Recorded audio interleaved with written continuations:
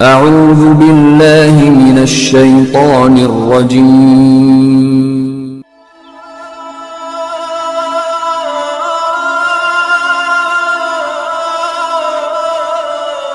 بسم اللہ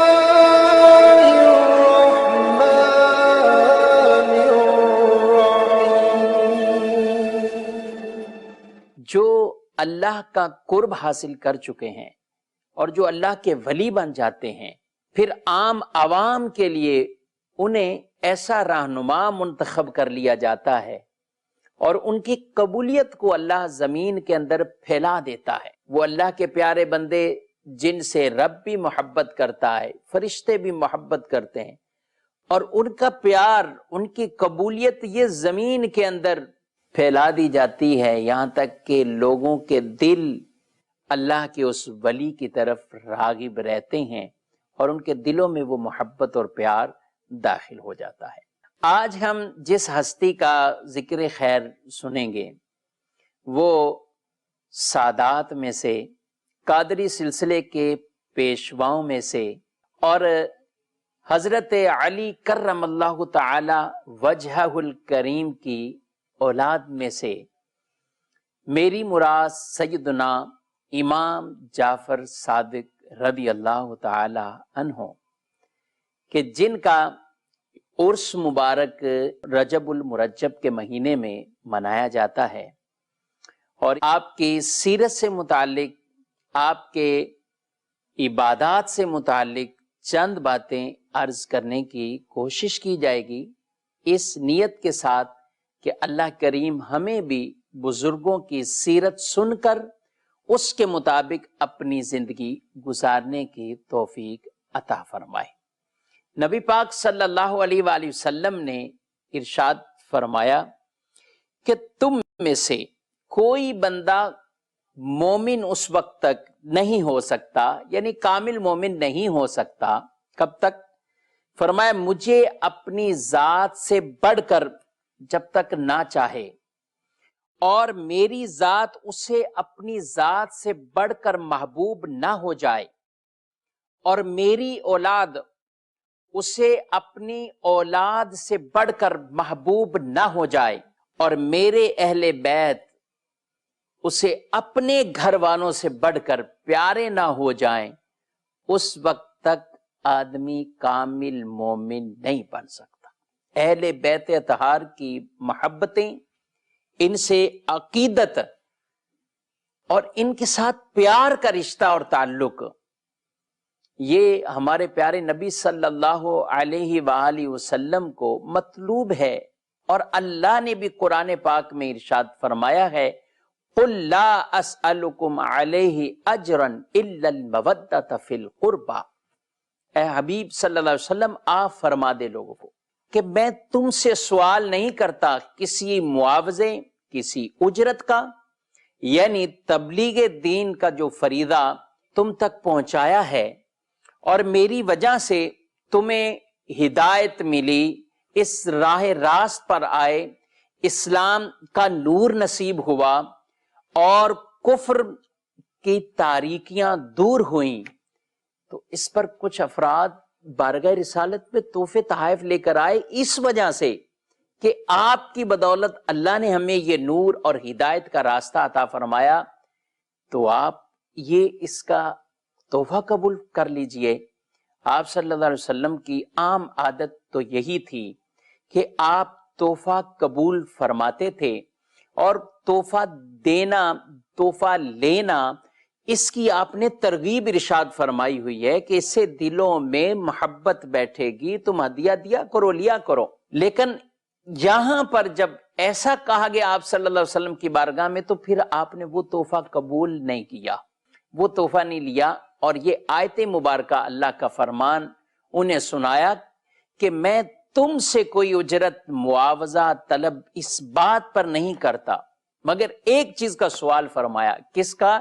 اِلَّا الْمَوَدَّةَ فِي الْقُرْبَى، اپنی قرابت داروں کے ساتھ محبت، مودت کے رشتے کا سوال کرتا ہوں، تمہارے دلوں میں ان کی محبت ہو، ان سے پیار ہو۔ نبی اکرم صلی اللہ علیہ وآلہ وسلم نے ارشاد فرمایا کہ میں دو چیزیں تمہارے اندر چھوڑ کر جا رہا ہوں، میں نے تمہارے اندر دو چیزیں چھوڑی ہیں جو ان کو مضبوطی سے تھامے گا ہرگز گمراہ نہیں ہوگا۔ فرما دیا کہ تم اسے مضبوطی سے تھام لو گے تو ہرگز گمراہ نہیں ہوگے۔ پہلی کیا چیز ہے؟ ارشاد فرمایا کتاب اللہ، اور دوسری فرمایا میری عطرت، میری آل۔ یہ دو چیزیں کہ جن کو مضبوطی سے تھام لو گے تو تم کبھی کبھی بھی گمراہ نہیں ہو سکتے، گمراہ نہیں ہوں گے۔ تو یہ ان کی محبت اور بھی مطلوب ہے کہ نبی پاک علیہ الصلوۃ والسلام نے ارشاد فرمایا اپنے بچوں کو بھی تین چیزوں کی تعلیم دو، سکھاؤ انہیں، اور ان میں سے پہلی بات ارشاد فرمائی حب محمد، یعنی میری محبت، محمد صلی اللہ علیہ وآلہ وسلم کی محبت اپنے بچوں کو تعلیم دو، اور دوسری بات ارشاد فرمائی حب آل محمد، آل محمد کی محبت بچوں کو سکھاؤ، اور تیسری چیز ارشاد فرمائی وتلاوت القرآن، اور قرآن کی تلاوت انہیں سکھاؤ۔ قرآن کی تلاوت تیسرے نمبر پر ذکر فرمائی ہے۔ پہلے دو چیزیں نبی پاک علیہ السلام کی محبت اور حضور علیہ الصلوۃ والسلام کی آل کی بھی محبت، یہ مطلوب ہے اور مقصود پیارے نبی صلی اللہ علیہ وآلہ وسلم کا اس امت سے کہ اس امت کے دل میں نبی پاک علیہ السلام کی آل اولاد کی ان کا احترام ہو اور ان کی محبتیں ان میں داخل ہوں۔ امام جعفر صادق رضی اللہ تعالی عنہ جن کے یوم عرس کے سلسلے میں الحمدللہ اہل سنت اہتمام کرتے ہیں اور نیاز کا اہتمام کرتے ہیں، انہیں ایصال ثواب کے تحفے بھیجتے ہیں۔ امام جعفر صادق رضی اللہ تعالی عنہ آپ 17 ربیع الاول شریف اور 83 ہجری 83 یہ ہجری میں آپ پیر کے دن مدینہ منورہ میں آپ کی ولادت ہوئی، اور امام جعفر صادق رضی اللہ تعالیٰ عنہ کی کنیت ابو عبداللہ اور ابو اسماعیل، لقب کے اعتبار سے صادق یہ ان کا مشہور ہوا اور اسی لقب سے یہ پہچانے جاتے ہیں۔ اور امام جعفر صادق کی والدہ محترمہ جن کا نام سیدتنا ام فروہ، یہ وہ ہیں کہ جو امیر المومنین سیدنا ابو بکر صدیق رضی اللہ تعالی عنہ ان کی پڑ پوتی تھیں، یہ ان کی پڑ پوتی تھیں، اور والد آپ کے یہ امام باقر جو کہ امام زین العابدین رضی اللہ تعالیٰ عنہ کے بیٹے ہیں۔ تو یوں والدہ کی طرف سے امام جعفر صادق یہ امیر المومنین حضرت سیدنا صدیق اکبر رضی اللہ تعالی عنہ ان کی طرف ان کا نسب والدہ کی طرف سے، اور والد کی طرف سے یہ حضرت علی شیر خدا کرم اللہ تعالی وجہہ الکریم کی طرف، یعنی آپ والدہ کے اعتبار سے صدیقی ہیں اور والد کے اعتبار سے علوی فاطمی کہلائے۔ صحابہ اکرام کی آپس کی بھی بہت گہری محبت اور گہرے تعلقات تھے، اور اپنے بچوں کے نام وہ دوسروں کے یعنی صحابہ کے نام پر اپنے بچوں کے نام بھی آگے رکھتے، اور پھر ان بچوں کی آپس میں شادیاں بھی کرتے اور نکاح بھی ہوئے۔ اور یہ ایک لمبی فہرست ہے کہ کتنے صحابہ کرام بالخصوص حضرت صدیق اکبر، حضرت عمر، حضرت علی کرم اللہ تعالی وجہ الکریم، یہ تینوں اصحاب رضی اللہ تعالیٰ عنہم ان کی آپس میں اولادوں کے نکاحوں کے یہ سلسلے اور ان کے ذکر کتابوں میں موجود ہیں، جس سے پتہ چلا کہ ان کی آپس کی بھی بڑی گہری محبت ہے اور گہرا تعلق ہے۔ اور کیوں نہ ہو، قرآن پاک میں اللہ فرماتا ہے محمد الرسول اللہ والذین معہ اشداء علی الکفار رحماء بینہم، فرمایا محمد اللہ کے رسول ہیں اور جو ان کے ساتھ ہیں انہیں کہا گیا کہ اشداء علی الکفار، وہ کافروں پر تو بڑی شدت والے ہیں اور آپس میں رحم دل ہیں، آپس میں بڑا ان کا پیار کا رشتہ ہے، بڑی محبتوں اور عقیدتوں کا ان کا رشتہ ہے. تو ان میں آپس کے اندر نکاح اور شادیوں کے بھی سلسلے ان کے بچوں کے ہاں ہوئے، اور یہ پیار اور محبت کے رشتے کی ایک بین دلیل ہے. امام جعفر صادق رضی اللہ تعالیٰ عنہ بہت بڑے عالم تھے، اور کیوں نہ ہو آپ جب ان کی اولاد میں سے ہیں کہ جن کے بارے میں نبی پاک صلی اللہ علیہ وآلہ وسلم نے فرما دیا آنا مدینۃ العلم وعلی بابوہا، میں علم کا شہر اور علی اس کا دروازہ. ان کی اولاد میں سے ہیں تو علم کا ایک گہرا تعلق ان کے بچوں سے اور ان کی اولاد میں یہ سلسلہ رہا ہے. تو بڑے بڑے اکابرین نے ان سے باقاعدہ درس حاصل کیا، ان سے پڑھا، اور ان میں سیدنا امام اعظم ابو حنیفہ رضی اللہ تعالیٰ عنہ، جنہیں آج ہم ان کے احسانات کی بدولت یہ حنفیت قائم گئے اور کروڑوں لوگ فقہ حنفی کے مطابق اپنی زندگیوں کو گزار رہے ہیں. تو امام اعظم ابو حنیفہ رضی اللہ تعالیٰ عنہ 2 سال تک آپ امام جعفر صادق رضی اللہ تعالیٰ عنہ ان کی خدمت میں رہے، اور پھر خود آپ یہ فرماتے تھے لولا السنتان لہلک النعمان، اگر 2 سال وہ نہ ہوتے تو نعمان ہلاک ہو جاتا. اللہ اکبر. یہ بزرگوں کی عاجزی کا بھی ایک انداز ہوتا تھا کہ دوسرے بزرگوں سے جو انہیں فیضان ملا اور ان کی اہمیت اور ان کی شان کو بیان کرنے کے لیے یہ اس انداز سے انہیں بیان کرتے تھے، اور یہ بزرگوں کا طریقہ رہا ہے.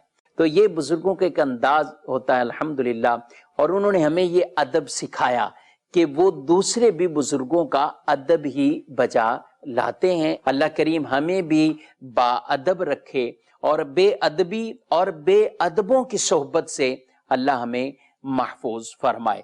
تو امام جعفر صادق رضی اللہ تعالیٰ عنہ، آپ کے پاس سیدنا امام اعظم اتنا طویل عرصہ، یعنی 2 سال کا یہ عرصہ آپ کے پاس رہے. اور ایک واقعہ بھی اسی اعتبار سے ہم سنتے ہیں. ایک بزرگ فرماتے ہیں کہ سیدنا امام اعظم ابو حنیفہ رضی اللہ تعالیٰ عنہ کے ساتھ میں امام جعفر صادق رضی اللہ تعالیٰ عنہ ان کی خدمت میں حاضر ہوا. امام جعفر صادق رضی اللہ تعالیٰ عنہ نے امام اعظم ابو حنیفہ رضی اللہ تعالیٰ عنہ ان سے پوچھا کہ آپ کا نام کیا ہے؟ ان کا نعمان. کہا کیا آپ نے اپنے سر کو ناپا ہے؟ تو عرض کی کہ میں اپنے سر کو کیسے ناپ سکتا ہوں. پوچھا کیا تم آنکھوں کی نمکینی کو اور کانوں کی کڑواہٹ کو اور نتنوں کی حرارت کو جانتے ہو؟ یہ سوال کیا. عرض کیا نہیں. فرمایا کیا وہ کلمہ جانتے ہو جس کا اول کفر اور آخر ایمان ہو، آخری حصہ اس کا؟ تو سیدنا ابن ابو لیلہ رحمت اللہ تعالی علیہ نے عرض کی اے رسول اللہ کے شہزادے بیٹے، یہ جن چیزوں کے بارے میں آپ فرما رہے ہیں یہ ہمیں بتا ہی دیں نا، آپ ارشاد ہی فرما دیں. تو آپ نے فرمایا میرے دادا یعنی امام زین العابدین رضی اللہ تعالی عنہ سے مروی ہے کہ حضور نبی کریم صلی اللہ علیہ وآلہ وسلم نے ارشاد فرمایا اللہ پاک نے اپنے فضل اور احسان سے یہ نمکینی ابن آدم کی آنکھوں میں رکھی ہے. نمکینی ابن آدم کی آنکھوں میں رکھی ہے کیونکہ یہ دونوں چربی کے ٹکڑے ہیں. اگر ایسا نہ ہوتا تو یہ پگھل جاتے. یہ بھی اللہ کا کرم ہے کہ کیسی کیسی چیزیں، کیسی نعمتیں ہیں اللہ کی کہ جن کی طرف بعض اوقات ہماری توجہ بھی نہیں جاتی، لیکن رب کی یہ نعمتیں ہیں. اللہ کی نعمتوں کا شکر بجا لانا چاہیے. فرمایا کہ یہ آنکھوں کے اندر نمکینی اس وجہ سے ہے، اگر نہ ہوتے تو یہ چربی پگھل جاتی. پھر فرمایا ابن آدم پر فضل و احسان اللہ کا یہ بھی ہے کہ کانوں کے اندر کڑواہٹ رکھی ہے، اور کانوں کے اندر کڑواہٹ کو اس لیے رکھا گیا ہے کہ کوئی کیڑے مکوڑے کانوں کے اندر گھس کر دماغ تک نہ پہنچے۔ اللہ اکبر۔ کیونکہ جب کوئی کیڑا وہ کڑواہٹ کو سونگھتا ہے، چکھتا ہے، دیکھتا ہے تو وہ پیچھے کی طرف بھاگتا ہے۔ پھر فرمایا یہ اللہ پاک کا ہی فضل ہے کہ رب تعالی نے اپنی رحمت سے حرارت ابن آدم کی نتنوں میں رکھی ہے، یعنی ناک میں، اور وہ اس کی بو سونگھتا ہے، اور اگر یہ نہ ہوتا تو کہا اس کا دماغ یہ بدبودار ہو جاتا، اور یہ سونگھنے کی قوت یہ ناک کے اندر رکھی ہے۔ قربان جائیں اللہ کی ان نعمتوں پر۔ بعض اوقات بظاہر وہ چیز ہمیں دوسرے اعتبار سے ایک گھن والی محسوس ہو رہی ہوتی ہے، لیکن رب کی اس میں کیا حکمتیں ہیں، کیا مشیتیں ہیں، وہ بعض اوقات ہم نہیں جانتے۔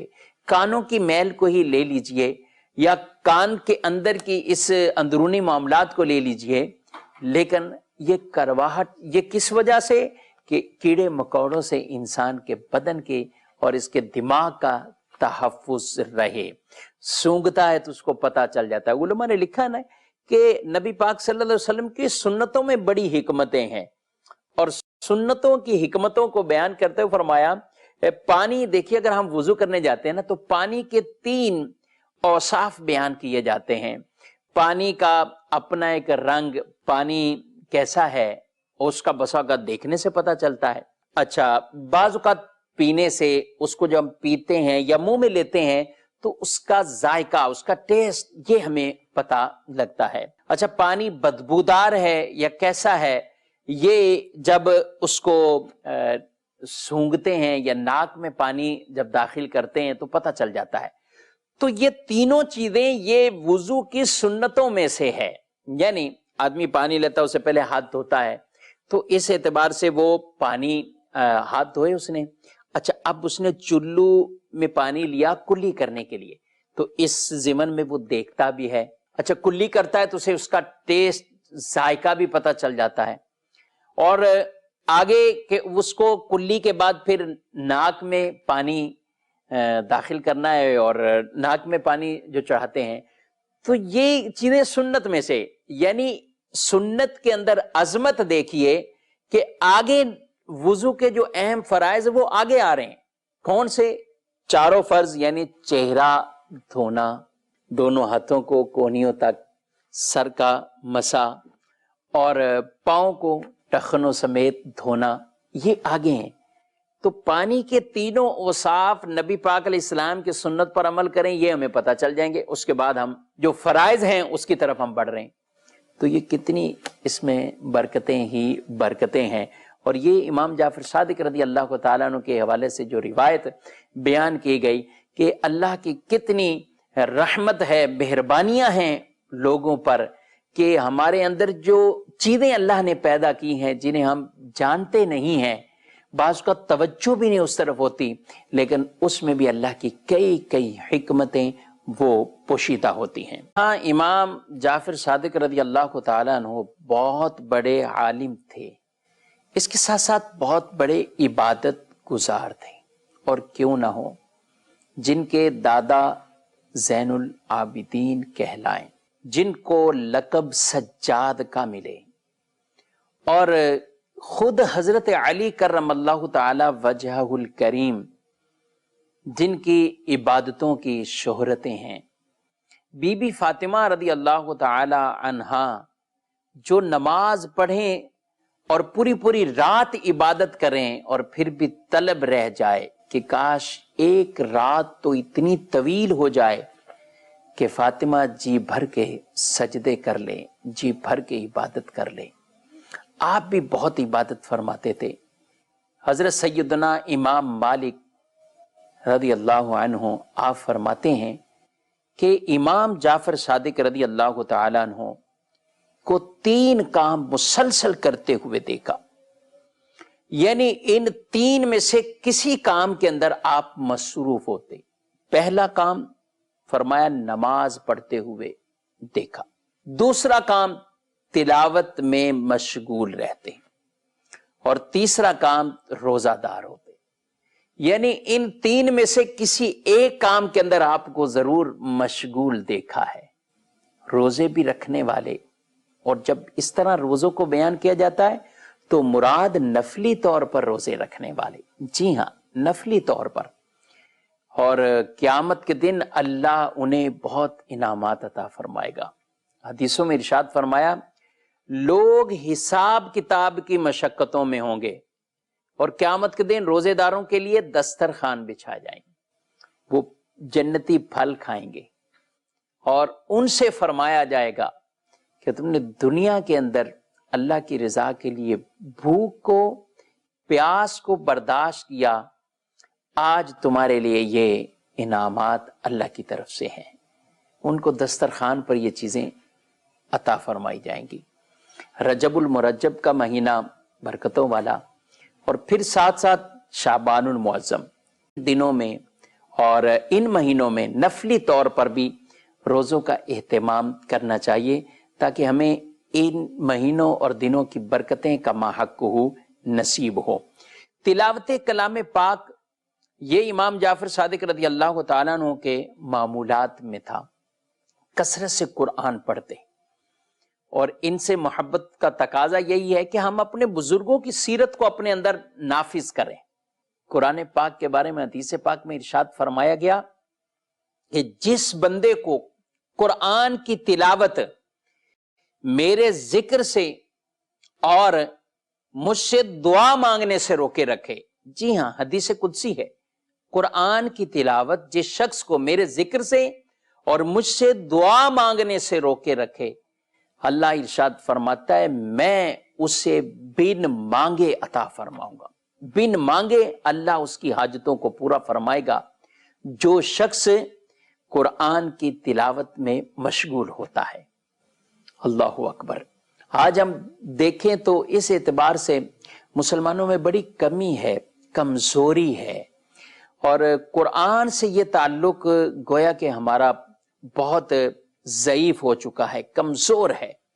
قرآن پڑھتے نہیں، قرآن کھول کر دیکھتے نہیں ہیں. وہ عظمتوں والی کتاب جس کو دیکھنا بھی عبادت، جس کو با طہارت با وضو چھونا بھی عبادت، اور جس کو پڑھیں تو پھر پڑھنے پر تو نیکیاں ہی نیکیاں، ثواب ہی ثواب. اور وہ افراد جن کو قرآن پڑھنے میں مشکل آتی ہو، وہ قرآن پاک اٹک اٹک کر، بعض ایسے ہوتے ہیں جن کے زبان کے معاملات ایسے ہوتے ہیں وہ اپنی طرف سے پوری کوشش کر چکے ہوتے ہیں، ایسے خوش نصیب وہ بھی ہیں. اللہ کے اتنی کرم نوازیاں فرمائے، اس کو ڈبل ثواب ملتا ہے، اسے ڈبل اللہ ثواب عطا فرماتا ہے. تو قرآن سے اپنے تعلق کو مضبوط کرنے کی ہمیں حاجت ہے، مضبوط کرنے کی ضرورت ہے، کیونکہ قرآن کو تھام لیں گے. ابتداءً میں نے حدیث پاک جو عرض کی، نبی پاک علیہ السلام نے فرمایا دو بھاری چیزیں ثقلین تمہارے درمیان وہ چھوڑ کر جا رہا ہوں، ایک قرآن کتاب اللہ، اور دوسری میری آل، میری اطرت. اور ہم جب ان اہل بیت طہار کی سیرت کو پڑھیں یا اصحاب نبی صلی اللہ علیہ وسلم کی سیرتوں کو ہم پڑھیں تو قرآن بہت پڑھنے والے تھے، قرآن کی بہت تلاوت کرنے والے. یہاں تک کہ سیدنا عثمان غنی رضی اللہ تعالی عنہ، جن کو جامع القرآن کہا جاتا ہے، آپ آخری وقت تک، اور جب آپ کو شہید کیا گیا تو آپ کے خون کے قطرے بھی قرآن پاک پر گرے، یعنی اس ٹائم بھی آپ قرآن کی تلاوت کر رہے تھے. خود سیدنا علی کرم اللہ تعالی وجہہ الکریم، آپ کے بارے میں آتا ہے گھوڑے پر جب بیٹھتے تھے تو ایک رکاب میں پاؤں رکھتے تو دوسری رکاب میں پہنچنے سے پہلے قرآن پڑھ لیا کرتے تھے. اور پھر ان کے شہزادے امام حسین رضی اللہ تعالی عنہ جو شہید بھی ہو گئے اور ان کا سر نیزے پر ہے، لیکن قرآن سے تعلق ایسا مضبوط ہے، جسم سے سر مبارک جدا ہو چکا ہے، اور ان ظالموں نے سر کو نیزے پر جب چڑھایا تو اس وقت بھی آپ کی زبان مبارک سے قرآن کی تلاوت ہوتی ہے، قرآن کی تلاوت ہے۔ تو قرآن کا فیضان انہیں ضرور ملتا ہے جو قرآن کو کما حق پڑھتے ہیں، قرآن کی تلاوت کرتے ہیں، قرآن سے اپنا دل لگاتے ہیں۔ اس قرآن میں دل لگانے میں اللہ ہماری حاجتوں کو بن مانگے پورا فرمائے گا۔ اور جب آدمی نماز پڑھتا ہے تو ایسا ہے رب سے باتیں کر رہا ہے، اور جب قرآن پڑھتا ہے تو ایسا ہے کہ رب جیسا اس سے کلام فرما رہا ہے۔ تو قرآن سے اپنے تعلق کو بڑا مضبوط بنانے کی حاجت ہے۔ امام جعفر صادق رضی اللہ تعالیٰ عنہ اس انداز سے زندگی گزارتے رہے، اور پھر 148 ہجری میں اور مشہور قول کے مطابق 15 رجب المرجم میں آپ کو کسی نے زہر دیا تھا، اور اس زہر کی وجہ سے آپ دنیا سے پردہ فرما گئے اور مرتبہ شہادت پر آپ پہنچے۔ اللہ نے آپ کو شہادت کا مرتبہ بھی اس اعتبار سے عطا فرمایا، اور امام جعفر صادق رضی اللہ تعالیٰ عنہ کا مزار شریف جنت البقیع میں ان کے والد محترم امام محمد باقر رضی اللہ تعالیٰ عنہ ان کے پہلوؤں میں ان کو دفن کیا گیا۔ اللہ کریم اہل بیت اطہار نبی پاک علیہ السلام کی اولاد سے ہمیں سچی پکی محبتیں اور پیار عطا فرمائے۔ مدنی چینل دیکھتے رہیے۔